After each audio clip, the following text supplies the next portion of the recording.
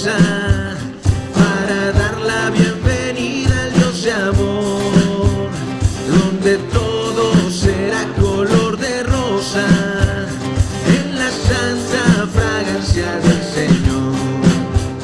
Y no habrá necesidad de la luz o el resplandor, ni el sol dará su luz, ni tampoco su calor. Allí llanto no habrá, ni tristeza ni dolor, porque entonces Jesús, el Rey del cielo, para siempre será el Consolador.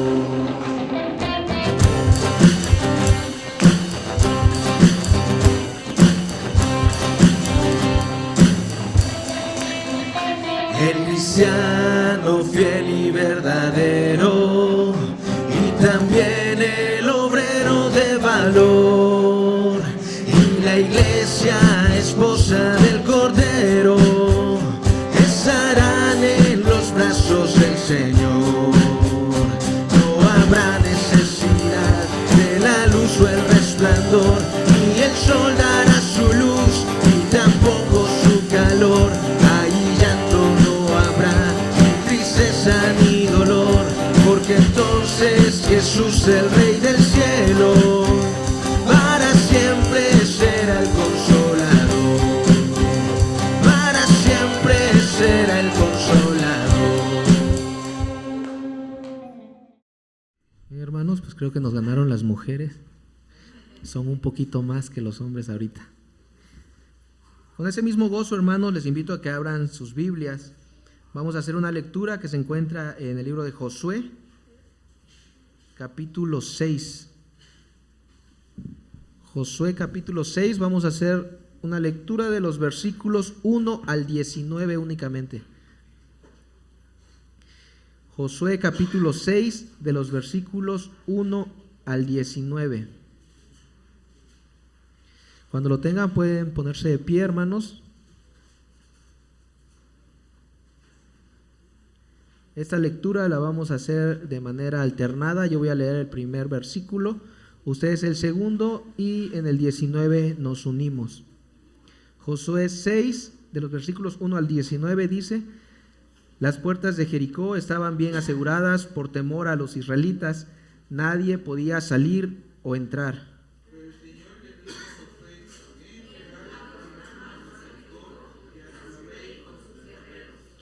Tú y tus soldados marcharán una vez alrededor de la ciudad, así lo harán durante 6 días.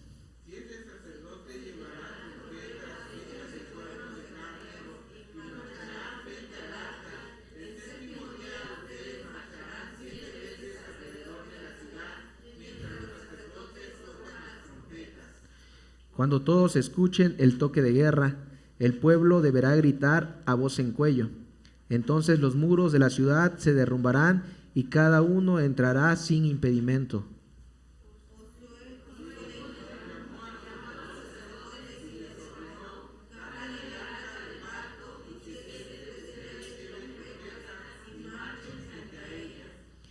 Y le dijo al pueblo: adelante, marchen alrededor de la ciudad, pero los hombres armados deben marchar al frente del arca del Señor.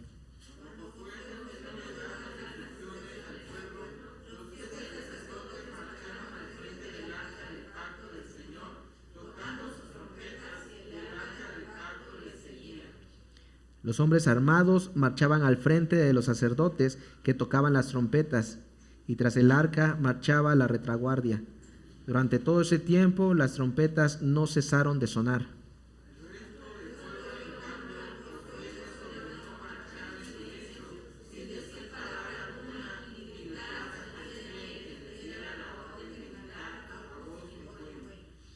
Josué hizo llevar el arca alrededor de Jericó una sola vez. Después el pueblo regresó al campamento para pasar la noche.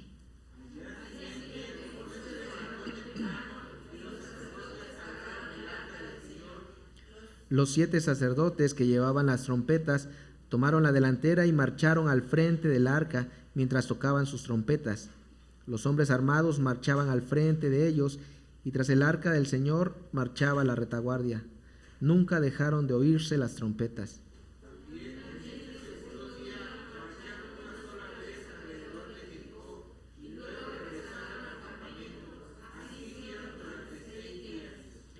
El séptimo día, a la salida del sol, se levantaron y marcharon alrededor de la ciudad, tal como lo había hecho los días anteriores, solo que en ese día repitieron la marcha 7 veces.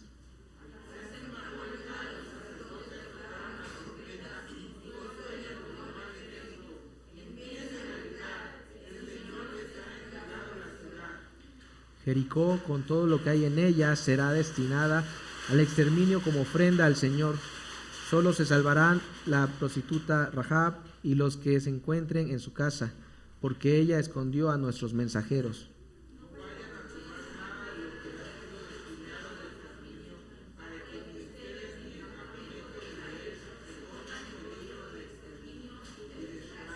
Juntos, el oro y la plata y los utensilios de bronce y de hierro pertenecen al Señor, colóquenlos en su tesoro.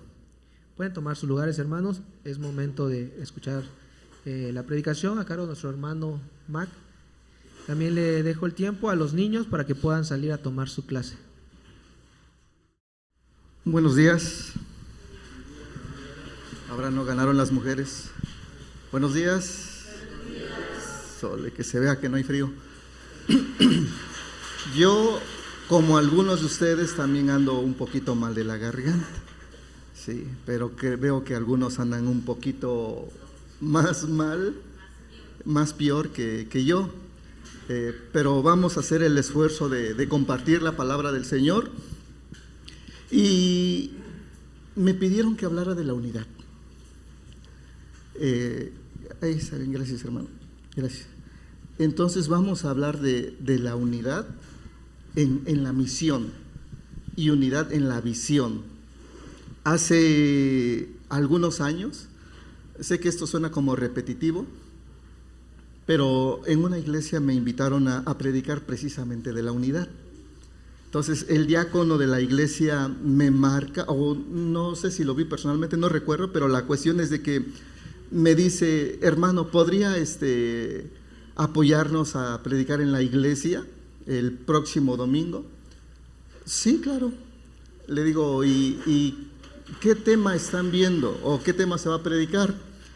Y me dice: estamos hablando de la unidad.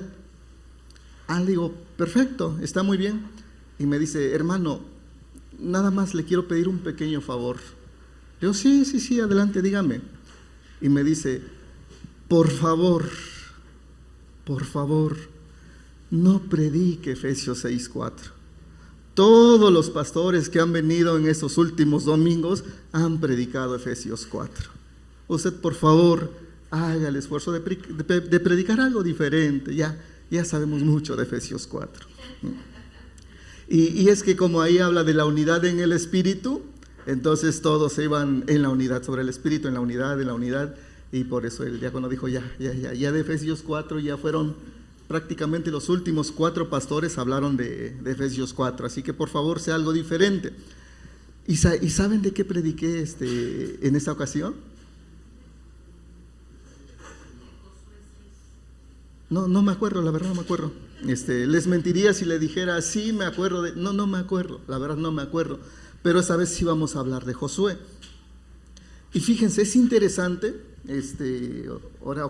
Es interesante lo que vamos a ver, porque nos vamos a enfocar en un hombre que se llamó Acán. O sea, nuestro mensaje va a ser con respecto a este hombre, de lo que hizo Acán, que no debió haber hecho Acán. Recordemos un poquito de lo que había pasado con Israel.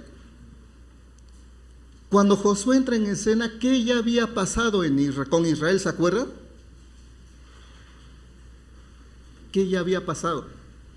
Ya habían salido de Egipto, donde habían estado 400 años en esclavitud. Ya habían prácticamente pasado el desierto. En esto estaba Josué, 40 años en el desierto. Y fíjense, ya habían dejado atrás Egipto. Prácticamente estaban dejando atrás el desierto. Con Josué estaban entrando a la tierra prometida. Con Josué estaban entrando a un nuevo ciclo, en un nuevo año, vamos a decirlo de esta manera. Estaban en el comienzo de algo grande, en el comienzo de algo extraordinario. Con Josué está iniciando lo que Dios había prometido casi 470 años antes: llegar a la tierra de Canaán y conquistar la tierra de Canaán. Con Josué está prácticamente iniciando eso. Y fíjense, en Josué capítulo 1, versículo 2, dice: mi siervo Moisés ha muerto, por eso tú y todo este pueblo, ¿qué cosa? Deben prepararse para cruzar el río Jordán y entrar a la tierra que les daré a ustedes, los israelitas. 1. ¿Qué tienen que hacer? Prepararse. O sea, ¿quieres llegar a la tierra prometida? No puedes llegar así como así. ¿Quieres llegar a esa promesa de Dios? No puedes llegar así como así. A la ligera, no sé cómo decirle, al churrazo, a la suerte. ¿Quieres alcanzar las promesas de Dios? Prepárate para alcanzar esas promesas de Dios. O sea, Dios no te va a dar nada, por así decirlo, de casualidad, de que a Dios se le equivocó darte una bendición. No. ¿Quieres lograr las promesas de Dios? ¿Quieres alcanzar la promesa de Dios? Prepárate para esa promesa. O sea, no puedes, Dios no puede preparar, o mejor dicho, Dios no le puede dar algo a alguien si no está preparado para ese algo. Pongamos cualquier caso. Yo no puedo ir con un hermano que estudió, ¿qué será contabilidad, y darle un juicio que me ayude en una demanda, porque no está preparado para eso. ¿Con quién voy a ir? Con un abogado, alguien que se preparó en esa área.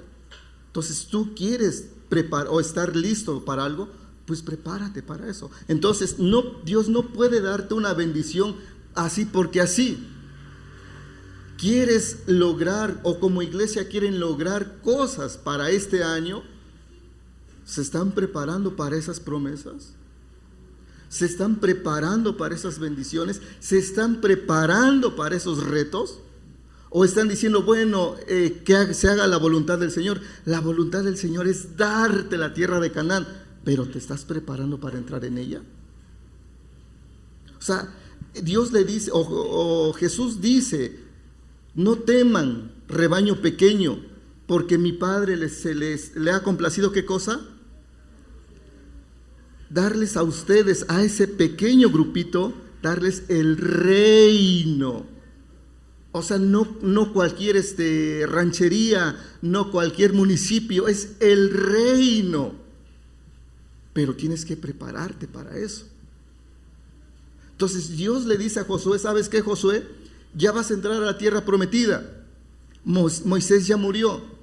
Moisés es cosa del pasado. Ahora mira tu presente y mira tu futuro. Prepárate. Porque qué bonito es decir que se haga la voluntad del Señor. Sí, que se haga la voluntad del Señor. Qué bonito es decir: yo espero esta promesa de Dios, yo espero esa bendición de Dios. Perfectísimo. ¿Te estás preparando? Entonces, ya vimos, primero es prepararse. Nos vamos en el capítulo 3. Recuerden que están preparándose para cruzar el río Jordán. ¿Sale? Para llegar a la tierra prometida. En el capítulo 3, versículo 5 dice: Josué le ordenó al pueblo: purifíquense, porque mañana el Señor va a realizar grandes prodigios entre ustedes. Purifíquense. ¿Ya se están preparando para las promesas de Dios? Ok, se están santificando, se están renovando para recibir esas promesas de Dios. Se están santificando. O como dice la misma Biblia: el que sea santo, santifíquese más todavía. Continúe santificándose. Entonces, vas a entrar, o Israel iba a entrar a la tierra de Canaán. Ok, prepárate. santifícate. No puedes entrar, por así decirlo, inmundo a las promesas de Dios. No puedes llegar contaminado, no puedes llegar sucio a recibir las promesas de Dios, porque no se le tiran las perlas a los cerdos. ¿Quieres grandes cosas? ¿Quieres cosas buenas? Santifícate. Prepárate. Esfuérzate. Entonces, ¿cuál es la gran maravilla que iba a hacer Dios? Porque ahí dice, mañana Dios va a hacer algo extraordinario. ¿Y qué es eso extraordinario? Está en el versículo 15 y 16. Ahora bien, las aguas del Jordán se desbordan en el tiempo de la cosecha. A pesar de eso, tan pronto como los pies de los sacerdotes que portaban el arca tocaron las aguas, éstas dejaron de fluir y formaron un muro que se veía a la distancia, más o menos a la altura del pueblo de Adán, junto a la fortaleza de Zaretán. A la vez dejaron de correr las aguas que fluían en el mar de Arabá, es decir, el mar muerto, y así el pueblo pudo cruzar hasta quedar frente a Jericó. Ahora ya cruzaron el río. Fue como otro pequeño éxodo. ¿Se acuerdan que en Éxodo se abre el mar muerto, el mar salado o el mar de los juncos? Aquí algo similar sucede. Se divide el río. Y así como cuando Israel sale de Egipto y el mar se abre y cruzan en seco, aquí sucede exactamente lo mismo. Cuando los sacerdotes tocan el río, ésta se detiene y pueden cruzar el río totalmente seco. Ya cruzaron a la tierra prometida. Pero ¿qué tuvieron que hacer primero? Prepararse y purificarse. Les digo, no es así porque sí. Vas a entrar a ese lugar, vas a entrar a esa promesa, prepárate, purifícate, y todavía viene algo más. ¿Qué es lo que viene? Eso lo vamos a ver en el versículo 5. Dice capítulo 5, versículo 5. Todos ellos, voy a leer desde el 2 hasta el 5, dice, en aquel tiempo el Señor le dijo a Josué, prepara cuchillos de pedernal y vuelve a practicar la circuncisión entre los israelitas. Así que Josué hizo los cuchillos y circuncidó a los varones israelitas en la colina de Aralot. Realizó la ceremonia porque los israelitas de edad militar que habían salido de Egipto ya habían muerto en el desierto. Todos ellos habían sido circuncidados, pero los que nacieron en el desierto, mientras el pueblo peregrinaba después de salir de Egipto, no habían sido circuncidados. ¿Qué era la circuncisión para los israelitas? Era el pacto de Dios. Entonces, vas a entrar a la tierra prometida. Ok, prepárate, purifícate, cumple el pacto de Dios. Realiza el pacto de Dios. Lleva a cabo la voluntad de Dios. Pero ojo, chequen esto. ¿Qué es lo que apenas estaba pasando? Apenas habían cruzado, no habían conquistado absolutamente nada. Solamente habían entrado. Faltaba lo más grande, faltaba lo más extraordinario, conquistar la tierra de Canaán. Entonces Dios dijo, ok, ya está, ya se prepararon, ya se purificaron, ya cumplieron mi pacto, ahora sí, a conquistar. Son procesos que tenemos que llevar, son procesos que tenemos que pasar si queremos lograr conquistar las promesas para nosotros. Les digo, es fácil decir, yo declaro esto en mi vida, yo reclamo. No reclames, mejor prepárate. Mejor santifícate, porque el apóstol Pablo dice, porque esta es la voluntad de Dios, la santificación de ustedes. Esa es la voluntad de Dios. Entonces ya se circuncidaron, pero ¿saben qué? Viene algo interesante. Viene la guerra. Viene la pelea. Tal vez lo de prepararse es lo de menos. Tal vez lo de purificarse tal vez sea sencillo. Tal vez circuncidarse, pues según Génesis, el dolor dura 3 días en los adultos. Ya lo pasaste. Ahora viene lo bueno. ¿Estás dispuesto a enfrentarte a tus enemigos? ¿A luchar por esa tierra prometida? ¿A declarar la guerra a los que están dispuestos a aniquilarte, a destrozarte? ¿O quieres el desierto otra vez? ¿O quieres Egipto y retroceder un poco más? ¿Quién dijo que porque una promesa es promesa de Dios es fácil?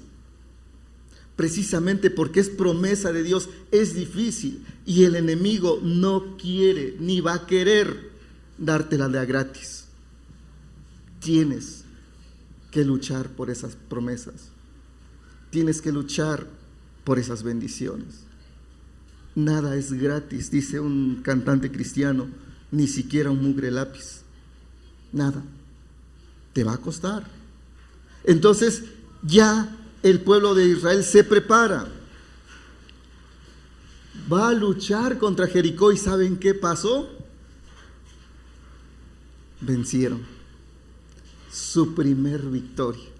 Yo me imagino que se pusieron contentos, yo me imagino que se pusieron jubilosos, ahí ganamos y así va a ser de ahora para siempre, todas las batallas las vamos a ganar. Esas batallas eran fáciles. ¿Y saben por qué eran fáciles? Porque Dios estaba con ellos. Pero el problema no era luchar contra el enemigo. Como que la complico mucho, ¿verdad? El problema no era luchar contra el enemigo. El problema era luchar con tu egoísmo. El problema era luchar con tu avaricia. El problema es en Génesis, cuando Dios le dice a Adán y a Eva, miren, chequen todos los árboles que hay. Chequenlos. Miren, aquí hay manzanas, naranjas, uvas. Delicioso todo. Pero de este árbol no pueden comer. ¿Y qué hicieron?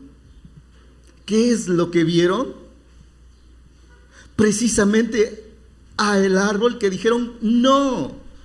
O sea, había tantos árboles y no los pelaron. Y había uno que era prohibido y a ese van. ¿Por qué el humano es así? ¿Por qué el humano, siempre que hay una prohibición, quiere romper esa regla? El egoísmo del ser humano, la maldad del ser humano. Y lo digo porque en Josué 6, 18, 19 dice, no vayan a tomar nada de lo que ha sido destinado al exterminio, para que ni ustedes ni el campamento de Israel se ponga en peligro de exterminio y de desgracia. El oro y la plata y los utensilios de bronce y de hierro pertenecen al Señor, colóquenlos en su tesoro. ¿Ahí qué hubo? Una prohibición. No tomen nada de lo que Dios destinó al exterminio, nada. Ni el oro, ni la plata, nada. ¿Y saben qué pasó? Eso es lo que hace. Miren capítulo 7, versículo 1. Dice, sin embargo, chequen, los israelitas desobedecieron al Señor, conservando lo que Él había decidido que fuera destinado a la destrucción. Tal vez pudieron tomar lo que sea de Jericó. Tal vez pudieron tomar, no sé, lo que a ustedes se les imagine. Pero precisamente toman lo que se les dice, no tomen. ¿Por qué? ¿Por qué lo prohibido es más rico? Dicen algunos. Yo creo que si Dios, eso es una locura mía, si Dios le hubiera dicho a Adán y Eva, coman de este árbol prohibido, creo que no lo hubieran hecho. Les digo, es una locura mía, nada más lo estoy diciendo. Creo que si los mandamientos dijeran, no desearás la mujer, o mejor dicho, que si dijeran, desearás a la mujer de tu prójimo, el hombre diría, pues qué chiste.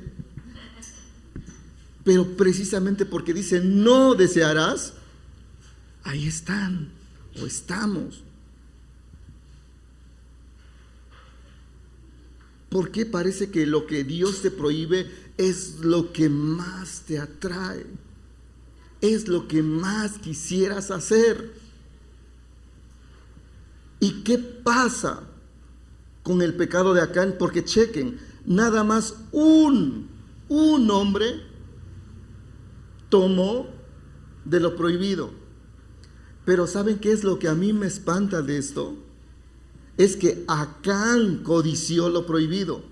Acán se robó el manto babilónico. Acán se robó la plata. Acán se robó el oro. Pero miren lo que dice versículo 1 del capítulo 7. Sin embargo, no dice Acán, dice los israelitas desobedecieron. Porque a veces por la culpa de uno, muchos son perjudicados. Porque a veces por el pecado de tal vez el padre de familia, la madre de familia, los hijos son perjudicados.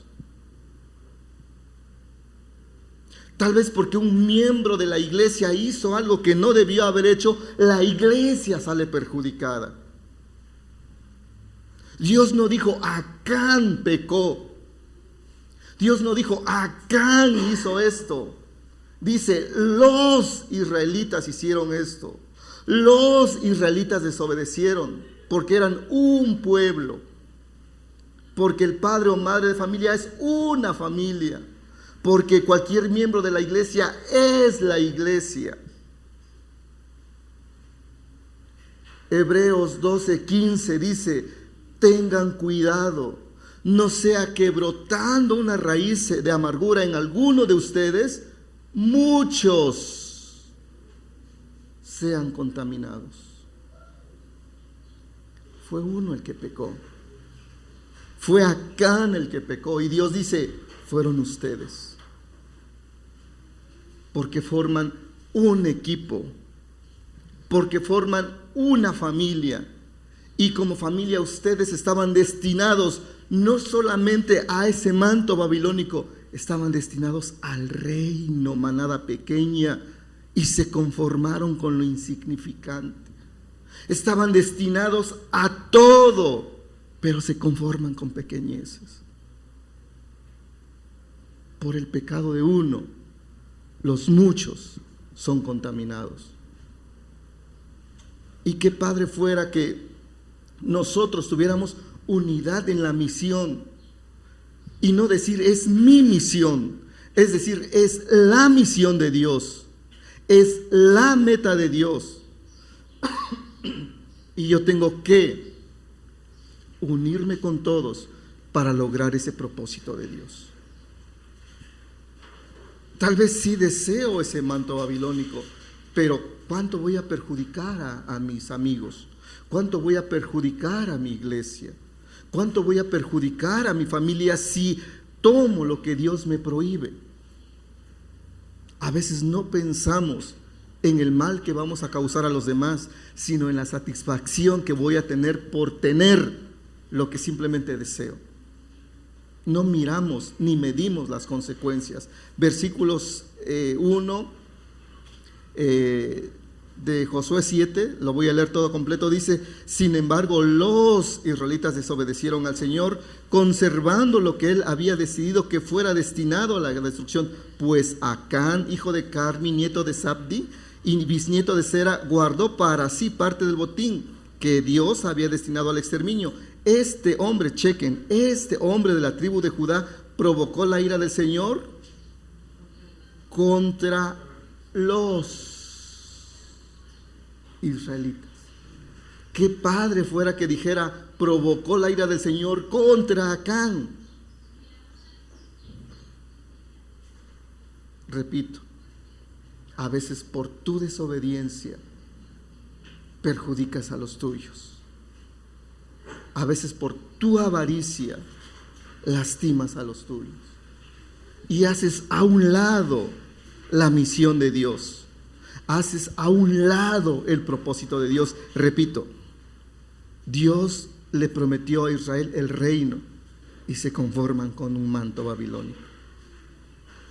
No te conformes con pequeñas cosas si Dios te ha prometido grandes cosas.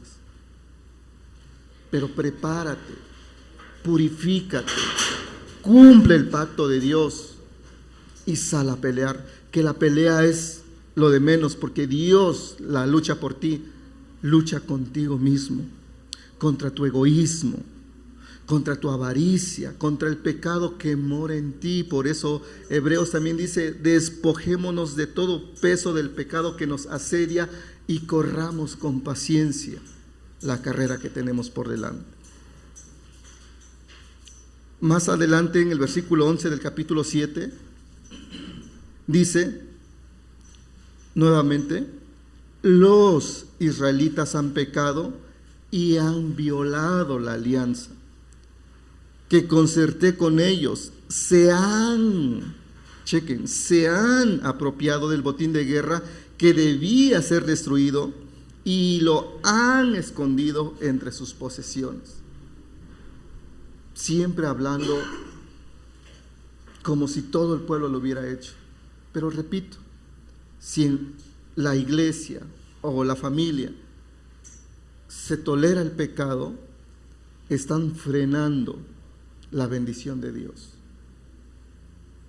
Están frenando las promesas de Dios. Y es necesario que esta persona en la familia, en la iglesia, nuevamente pase por los primeros pasos y Dios va a recompensar. Dice versículo 12: por eso los israelitas, por eso los israelitas no podrán hacer frente a sus enemigos, sino que tendrán que huir de sus adversarios. Y esto a mí me aterra esta frase: ellos mismos se acarrearon su destrucción. Ellos mismos se acarrearon su destrucción. Dicho de otra manera, es como si Dios dijera: no era lo que yo quería para ustedes, no era mi voluntad para ustedes, pero por el pecado de alguno de ustedes sucede esto. Ustedes mismos se están destruyendo. Yo quisiera bendecirlos, yo quisiera darles lo grande, lo extraordinario, lo maravilloso, pero ustedes, si no dominan el pecado que hay en ustedes, se limitan a lo grande y se destruyen a ustedes mismos. Es como les dije hace un momento, necesitamos vencer al yo, vencer el pecado que está en mí, sea el pecado que sea. Y lo que estoy diciendo es que nunca vamos a volver a pecar. No, somos seres humanos, prácticamente diario pecamos, algunos 24 horas al día, como yo, los 366 días del año.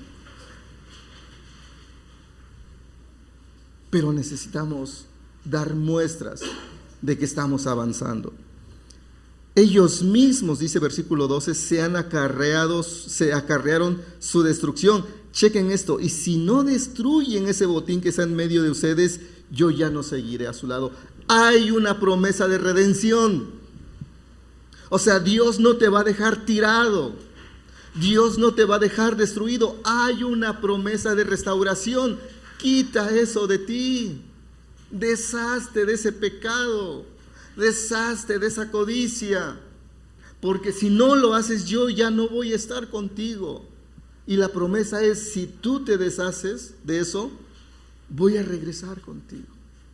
Y vamos juntos a luchar, y vamos juntos a vencer, y vamos juntos a conquistar. Pero deshazte de lo que te está estorbando. Deshazte de ese pecado que te asedia. Y sigue adelante. Y seguirás adelante conmigo, dice Dios. Versículo 13. Lo que hicieron al principio. Levántate. Purifica al pueblo. Diles que se consagren para presentarse ante mí mañana. Inicia la historia. Cuando antes de entrar a Jericó, ¿qué pasa? Se preparan, se purifican y entran. Dice Dios, si te deshaces de lo que te estorba, prepárate, purifícate y vamos nuevamente a luchar juntos. No quiero verte tirado, no quiero verte destruido. Quiero verte triunfante. Quiero verte en la posesión que he preparado para ti. Pero es necesario esto, iglesia. Prepárate, purifícate, cumple el pacto de Dios y sal a conquistar las promesas de este año. No va a ser fácil, pero si Dios está contigo, ¿quién contra ti? Si tú te deshaces de ese pecado, Dios dice, regresaré y continuaremos. Porque recuerden, por ese pecado que hizo Acán, ¿qué pasó? Jai, el pueblo de Jai, venció a los israelitas. Pero cuando se purificaron de eso, ¿qué pasó? Los israelitas conquistaron a Jai. Entonces Dios no abandona, simplemente te pide, renueva tu pacto conmigo y te daré la victoria. Purifícate y juntos vamos a vencer.